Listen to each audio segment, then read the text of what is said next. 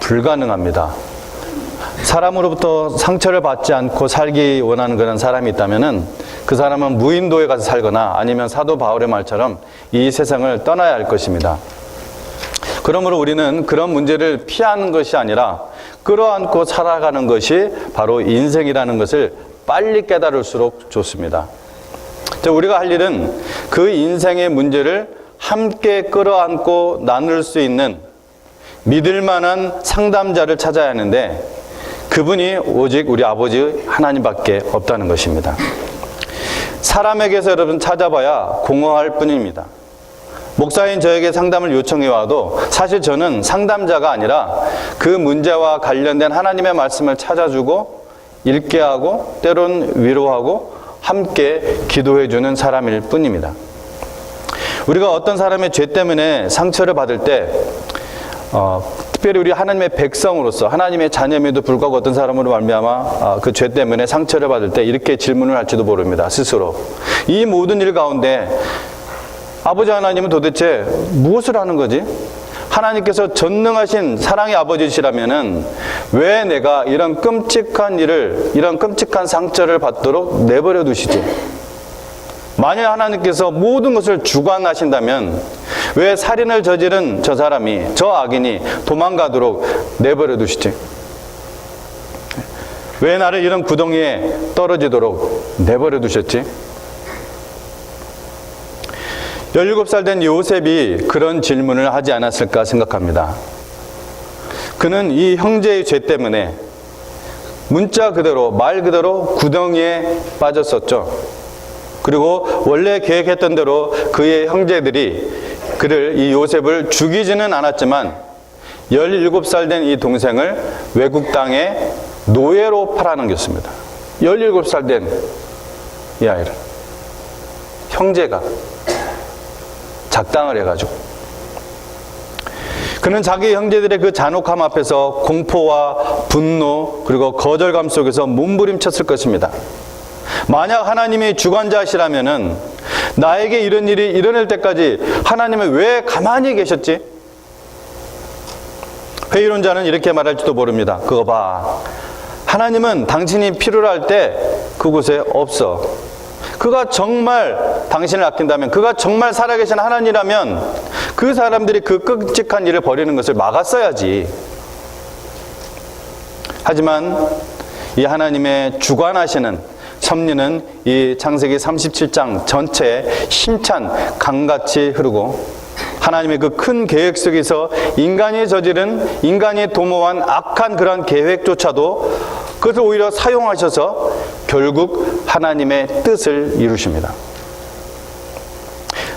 오늘 나오는 말 중에 제가 설교 오늘 제목이 주관하다 이런 단어가 있는데, 주관하다는 말이 참 어려운 말입니다. 사실은 주관하다, 이게 주관하다 하면은 여러분이 이제 사전적인 의미로 찾아보면은, 또 영어 단어로 찾아보면은 뭐 supervise, superintend, 혹은 또 뭐 oversee, 뭐 이런 단어들이 나옵니다. 그러니까 책임자로서 어떤 것을 맡아서 관리한다, 뭐 이런 뜻을 갖고 있습니다.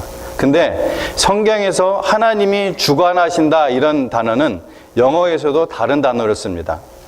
같은 우리나라 말로는 주관하다로만 이렇게 번역이 되는데, 이거는 여러분 많이 들어보셨을 거예요. sovereign, sovereign. 물론 형용사 혹은 형용사지만 그거는 동사는 없어요. 그래서 sovereign. 이거 뭐냐면은 최고의 통치자로서 책임지고 맡아 관리한다는 거예요. 그냥 책임지고 맡아 관리한다는 것이 아니라 최고의, 모든 것의 최고의 통치자로서 책임지고 맡아 관리한다. 이것이 주관하다, sovereign의 의미입니다. 그래서 이 말씀이 있기 때문에 최고의 통치자로서 관리한다, 맡아 관리한다, 책임지신다, 주관하신다, 하나님이 그런 분이기 때문에 로마서 8장 28절이 가능한 거예요. 하나님을 사랑하는 자, 곧 그 뜻대로 부르심을 입은 자들에게는 모든 것이 합력하여 선을 이룬다. 왜요? 하나님이 주관하시는 하나님이기 때문에 그게 가능합니다. 나에게 안 좋은 일, 악한 일마저도 하나님은 하나님을 사랑하는 자에게는 그 모든 것을 합력하여 선을 이루신다는 거예요. 그게 주관하시는 하나님이기 때문에, sovereign 하나님이기 때문에 가능한 것입니다. 창세기 37장의 이 놀라운 이야기의 핵심은 이것입니다. 하나님은 모든 것을 주관하시기 때문에 우리에게 상황이 불리하게 보일 때라도 하나님을 믿을 수 있다. 이 이야기는 죄와 불완전함에도 불구하고 하나님의 주관하심을 드러내주는 주요 인물들이 나옵니다. 야곱과 요셉과 그의 형제들입니다. 하지만 우리가 잊지 말아야 될 것은 이 모든 장면들 뒤에서 실질적으로 일하고 계시는 하나님이 이 이야기의 진정한 주인공이라는 것입니다. 이 주요 세 인물들이 얽힌 삶 속에서 우리는 어떠한 상황 속에서도 주관하시는 하나님의 지혜와 능력을 우리가 볼 수가 있습니다. 첫 번째로 하나님은 부모들이 무감각하고 어리석을 때에도 주관하고 계신다는 것입니다. 부모들이 무감각하고 어리석을 때에도 하나님은 주관하고 계신다. 우리가 지금까지 보았듯이 야곱은 그렇게 위대한 아버지가 아니었습니다. 그는 가족일에 있어서도 실수를 많이 저질렀습니다. 야곱의 나이 91세 때에 낳은 이 아들 요셉, 이 요셉에 대한 관심과 사랑의 정도가 다른 11명의 다른 아들보다 훨씬 더 과다했습니다. 소위 우리가 편애한다고 그러죠. 늦은 나이에 낳은 아들이었고 또 아주 총명했어요. 나중에 국무총리가 되잖아요. 이집트에. 총명했어요. 총명한 이유도 있었지만 사랑하는 아내 이 라헬의 장자였기 때문이었어요. 야곱의 그 지극한 그 첫사랑, 무려 14년을 일했잖아요. 사실 7년이 아니라 14년이잖아요. 결국은. 이 야곱의 지극한 첫사랑 이 라헬은 야곱의 그 12번째 아들인 베냐민을 낳다가 난산으로 인해서 객사를 하죠. 오는 중에 올라오다가 그냥 죽어버려요. 세상을 떠난 이 아내 라헬 때문에 야곱은 그녀를 쏙 빼닮은 이 아들 요셉에게 엄마가 없을 때 엄마의 그 큰 사랑을 대신해서 막 퍼붓게 됐을 것입니다. 그래서 고위 관리자들이나 입는 이 채색 옷을 요셉에게 지어서 입혔습니다. 요셉은 이 12명의 형제들 중에서 가장 정직하고 또 진실해서 이 형들의 잘못을 아버지 야곱에게 정확하게 말하곤 했었습니다. 요셉의 이러한 정직한 태도는 아버지 야곱의 마음을 매우 기쁘게 했습니다. 여호와 하나님을 믿는 가정에서 이 진실과 정직은 매우 중요한 가치이지만 이 다른 아들들의 입장에서는, 다른 이 10명의 아들들의 입장에서는 이 요셉의 고자질이 좋을 리가 없었죠. 자신들의 그 거짓말과 게으름과 잘못을 고치고 회개하기는커녕 오히려 자기 동생 요셉을 향해 이를 갈며 복수의 시간을 기다렸습니다. 아버지 야곱이 세상을 떠난 이후에 이 고자질한 요셉을 죽여 없앨 것을 마음속에 늘 반복적으로 새기고 있었을 것입니다. 이 10명의 형들이 들판에서 함께 만나게 되면 동생 요셉에 대한 불만을 토로하며 서로 얘기를 했었을 것입니다. 이 아버지 야곱은 이러한 상황에 대해서 매우 둔감했던 것 같습니다. 그런데 대부분의 아빠들이 엄마보다 자식들에 대해 좀 둔감한 부분이 있습니다. 그 당시에 아버지들은 힘든 육체적 노동에 힘쓰고 집에 있는 엄마들은 아이들의 양육을 대부분 책임졌습니다. 또한 이때는 아직 야곱의 아버지 이삭이 살아있을 때예요. 우리가 35장에서 죽었다고 되어 있었기 때문에 37장에서 아버지 이삭이 살아있는 것처럼 생각할 수 있지만 지금 이때 나이가 요셉의 나이가 몇 살이라고 했어요? 17살이라고 했습니다. 그러면 이 나이를 계산을 해보면 아직 168세예요. 아직 이 이삭이 살아있을 때예요. 그러니까 야곱은 이 오랜 세월을 떨어져 산 아버지를 지극정성 봉양하느라 또 더 둔감했을지도 모르겠습니다. 어쩌면 여러분의 부모님도 당신에게 바보 같은 짓을 했을 수도 있습니다. 부모님이 당신에게 저지른 잘못에 대해 화를 낼 수도 있습니다. 당신을 보호하지 않았거나 형제 자매에게 편애를 보인 것에 대해서 비난할 수도 있습니다. 하지만 최소한 이 예배의 자리에 앉아있는 여러분, 하나님을 믿고 자녀된 여러분에게는 선택할 수 있는 또 다른 옵션이 있습니다. 그래서 모든 것을 주관하시는 하나님께서 당신의 그 가족 안에 당신을 주권적으로 집어넣으셨다는 것을 믿는 것입니다. 비록 당신이 모든 것을 이해하지 못한다 할지라도 여러분은 하나님께 감사할 수가 있습니다. 왜냐하면 하나님이, 바로 이 하나님이 이 모든 나쁜 일들마저도 사용하셔서 여러분이 하나님을 사랑하고 그를 따를 때 그것을 사용하셔서 선을 이룰 수 있는 하나님이기 때문에 그렇다는 것입니다. 저는 이런 하나님을 여러 차례 제 개인적으로도 그리고 제 가정적으로도 그리고 목회적으로도 많이 경험을 했습니다. 이 시간 여러분 마음속에 내린 그 쓴뿌리와 그 상처를 하나님께 다 맡기고 당신을 하나님의 사랑의 통로가 되게 해달라고 여러분 기도할 수 있다는 것입니다. 우리는 또한 가족의 배경이나 상황이 어떻든 간에 상처를 받았든 억울한 일을 당했든 주님을 따를 책임이 각자에게 있습니다. 비록 우리가 혹시 매우 열악한 배경을 가지고 있다고 할지라도 하나님께서는 그리스도 안에서 여러분에게 보여주신 그의 은혜와 이 사랑에 반응하시기를 원하신다는 것입니다. 그에게 죄를 고백하고 버림으로써 여러분이 죄를 다스리기를 바라십니다.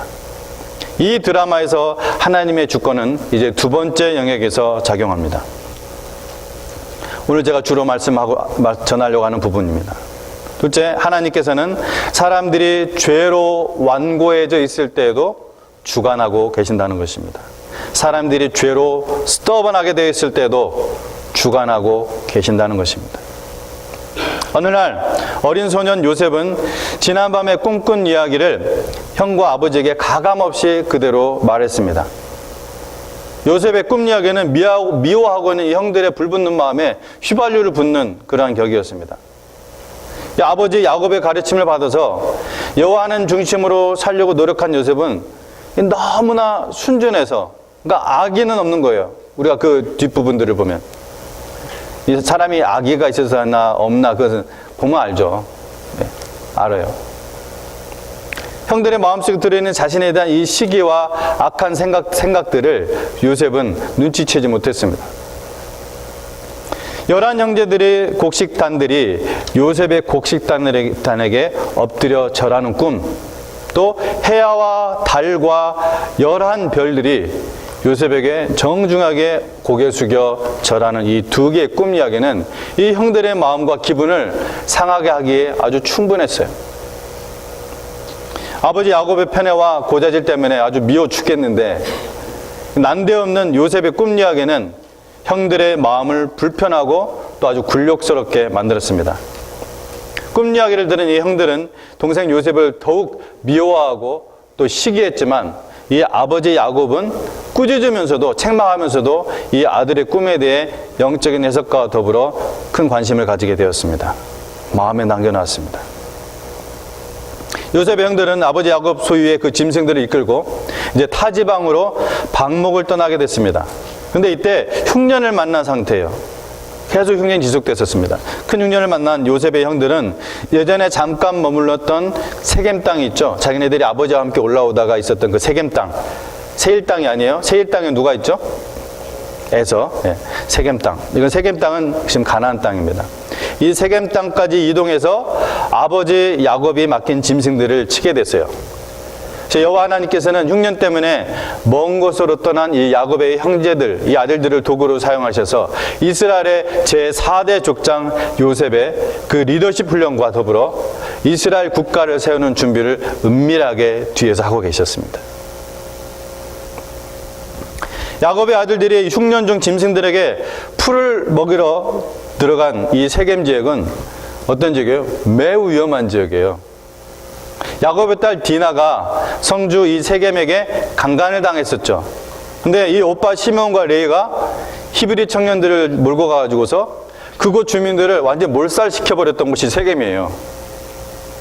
10명의 아들들이 이 위험한 지역에 가서 짐승들을 방목한다는 소식을 듣고 아버지 야곱은 걱정이 안 될 수가 없는 거예요. 큰 걱정이 됐죠. 야곱은 위험한 땅 이 세겜에 있는 10명의 아들들이 무사한지 알아보기 위해서 집에 있던 어린 소년 요셉을 보내게 됐습니다. 17살의 요셉, 이 소년 요셉이 헤브론에서 100km나 떨어져 있는 이 세겜에 도착했을 때는 이 10명의 형들이 모두 이동해서 없어졌을 때예요. 가보니까 없는 거예요. 자취를 감췄어요. 근데 이 책임감이 투철한 이 하나님의 사람 요셉은 세겜 땅의 위험도 마다하지 않고 이것저것을 거기를 다 돌아다녀요. 그 위험한 지역인데 그 세겜 땅 이것저것을 돌아다니면서 방목하는 그 형들의 그 소식을 찾았습니다. 세겜 땅 전체를 구석구석 돌아다녀도 근데 형들의 모습을 발견할 수가 없었죠. 이 요셉은 크게 당황할 수밖에 없었습니다. 그럼에도 불구하고 요셉은 끝까지 포기하지 않고 세겜 땅에서 계속해서 형들을 찾다가 우연히 만난, 사실은 우연이 아니죠. 이 우연히 만난 사람을 통해 형들이 얼마 전 도단이라는 곳에 이동한다는 소식을 들었다고 그 사람에게 얘기를 들었습니다. 보통 사람 같았으면 세겜을 떠난 형들을 방문하지 않고 그냥 헤브론 집으로 복귀했을 거예요. 이 소년이 세겜 땅마저도 굉장히 먼 땅인데, 근데 이 책임감이 강한 미래의 지도자, 또 아버지의 야곱의 말씀에 절대적으로 순종했던 이 요셉은 그 피곤한 몸을 이끌고 형들을 위해서 음식을 등에 쥐고 도단을 향하여 또 힘차게 달려갑니다. 형들을 만나서 재회의 기쁨과 헤브론의 그 소식을 전할 생각을 하면서 아주 천진난만하게 행복하게 달렸죠. 거기 가면 만날 것이다. 드디어 형들을 만나는구나. 도단에 있는 새로운 캠프에 도달할 무렵 이 요셉의 형들은 멀리서 채색 옷을 입고 뛰어오는 동생 요셉을 목격했습니다. 채색 옷을 입으니까 딴 사람들 아니고 채색 옷을 입으니까 금방 알아보죠. 이 화려한 채색 옷을 입고 달려왔기 때문에 금방 알아보는 거죠. 채색 옷을 입은 이 요셉의 모습을 보자 형들은 마음속에 감춰진 살기가 살아났습니다. 이 10명의 악한 형들은 동생 요셉을 죽여 없앨 작전을 세우기 시작했습니다. 그게 막 보일 때부터. 이번에 요셉을 죽임으로 요셉이 꿈꿨던 그 꿈이 헛것임을 증명해 주고 싶었겠죠. 여호와 하나님께서 주신 영적인 꿈을 어리석은 인간들이 무효로 돌리려는 불신앙적인 아주 반항적인 태도입니다. 영적으로 둔감하면은 모릅니다. 이 요셉이 다가오자 형들은 등에 짊어진 음식을 모두 뺏고 그 다음에 그 채색 옷, 그 아주 얄미운 그 채색 옷, 그 외투를 다 벗긴 다음에 르우벤의 가장 큰 형이죠. 르우벤의 제안대로 물이 없는 구덩이에 던져버렸어요. 꽤 깊은 웅덩이였기 때문에 17살의 소년인 이 요셉이 홀로 자기 혼자 이름으로 밖으로 나올 수가 없었습니다. 그래서 얼마 동안 가둬두면은 해서 그렇게 가둬두면 어떻게 했어요? 못 먹고 공포 속에서 아사될 위기에 처하게 됐죠. 그래서 요셉은 형들에게 살려줘 살려줘 하면서 살려달라고 왜 그러냐고 소리를 질렀을 것입니다. 악해질 대로 악해진 요셉의 형들은 동생 요셉이 가져온 그 음식을 먹으면서 묵묵부답이었습니다. 요셉은 멀리 도단까지 물어물어 찾아와서 음식을 배달한 자신을 왜 죽이려고 시도하는지 이해할 수가 없었습니다. 요셉이 살려달라고 구덩이에서 소리 지르고 형들은 요셉이 가지고 온 그 음식을 구덩이 옆에서 먹고 있을 때 누가 옆에 지나가고 있었느냐? 이스마엘 족속이 지나가고 있어요. 상인들입니다. 미디안 족속, 이스마엘 이 옆을 지나가게 됐어요. 그래서 넷째 형 유다의 제안으로 요셉을 그들에게 팔아넘기기로 결정했습니다. 노예로. 이 장남인 르우벤이었으면은 넷째 아들 유다가 형제들의 그 대사들을 대부분의 일들을 리드하고 있었어요. 왜냐하면은 둘째 시므온과 레이가 그 세겜 아까 말씀드린 그 세겜 땅에서 살인한 사건으로 인해서 형제들은 리더십을 발휘할 수가 없었어요. 형들을 향해서 눈물로 울부짖는 동생 요셉을 구덩이에서 끌어올려서 지나가는 미디안 상인들, 이 이스마엘 상인에게 은 20개, 당시에 그 노예 품삯, 그러니까 노예 한 사람의 몸값이에요. 그것을 받고 팔아 넘겼습니다. 요셉이 형제들의 절을 받는 지위가 아니라 이제는 노예로 전락시켜 버린 것입니다. 그러나 여러분, 그런다고 하나님의 계획과 뜻이 무너지나요? 이 우주의 모든 것들을 통치하시는 주권자가 우리 여호와 하나님이신데 그럴 리가 없죠. 여러분, 유대교의 위협이 되는 예수님을 십자가에 못 박아 죽임으로 그냥 끝장내려고 했던 이 악한 유대인들의 이 계획을 이용을 해서 오히려 인류 구속의 방법으로 이끌어버리시는 이 하나님의 전지전능하심을 여기서도 엿볼 수가 있습니다. 예수님이 죽지 않으시면은 예수님의 우리 인류를 향한 구속의 사역은 이룰 수가 없거든요. 그런데 오히려 인간들의 그 악한 계획, 선한 계획이 아니었죠. 그것을 오히려 역용을 해서 하나님의 선하신 뜻을 이루어버리는 것이, 이것이 여러분 하나님의 전지전능하심이에요. 악한 인간들이 아무리 하나님께 도전하고 하나님의 나라를 회방하려고 해도 하나님은 그 악한 인간들은 심판해버리고 그들이 짜놓은 그 계획을 오히려 역으로 사용해서 하나님의 뜻은 성취해버리시는 통쾌한 역전 드라마, 퍼펙트 게임의 하나님이십니다. 작은 싸움들에서는 지는 것처럼 보일지 몰라도 전쟁에서는 완전하게 승리하게 하신다는 것입니다. 유일한 창조이신 전지전능하신 그분이 바로 우리가 직접 보고 곧 영원히 예배할 우리 아버지 하나님이시라는 것입니다. 요셉의 형들의 이 악한 행동으로 말미암아 미디안 상인들에게 매매돼서 당시 세계 최고의 선진국, 한때는 미국이 그랬죠. 지금도 여전히 미국이 최고의 선진국에 들어가죠. 거기에 유학 간 거예요. 그러니까 요셉은 세계 최고 선진국 애굽에 자기 원하는 방식으로 가진 않았지만, 자기의 계획대로 가진 않았지만 거기에 처음 도착하게 됐어요. 이 악한 형들의 계획을 하나님께서 그냥 딱 막아버리는 것이 아니라 하나님 그렇게 매니플레이팅 하지 않죠. 오히려 그것을 사용을 해서 미래의 지도자 요셉을 철저하게 훈련시키는 것입니다. 여러분, 하나님이 주관하십니다. 몇 년 후 요셉은 후회하고 두려워하며 엎드린 이 형제들에게, 정말 그가 꿈꾼 대로 됐죠. 형제들이 또 심지어 아버지 어머니가 그 앞에 무릎을 꿇고 절을 합니다. 요셉인지 모르고 국무총리의 자리에 앉아있는, 이집트의 국무총리의 자리에 앉아있는 이 요셉에게 엎드려요. 특별히 이 형제들에게 얘기를 합니다. 당신들은 나를 해하려 하였으나 하나님은 그것을 선으로 바꾸사 오늘날과 같이 많은 백성의 생명을 구원하게 하시려 하셨느니 당신들은 두려워하지 마소서. 요셉이 물론 형제들이 회개한 증거도 없이 그냥 그런 말을 한 것은 결코 아닙니다. 형제들은 후회하고 두려워하고 엎드려 용서를 구했습니다. 이게 회개자의 자세예요. 그러한 마음이 바로 회개의 영입니다. 그에게 용서를 줍니다. 그들에게. 무조건 용서를 바라지 마십시오. 우리는 몇 년 뒤에 하나님께서 우리가 구덩이에 떨어질 때까지 가만히 계셨던 그 이유를 볼 수도 있고, 10년, 20년이 지나도 때론 하나님 나라 가서야 볼 수도 있습니다. 그 이유를 이해할 수 없다는 거예요. 하나님 나라에 들어갈 때까지는 그런 것들이 있습니다. 우리 인생 가운데는.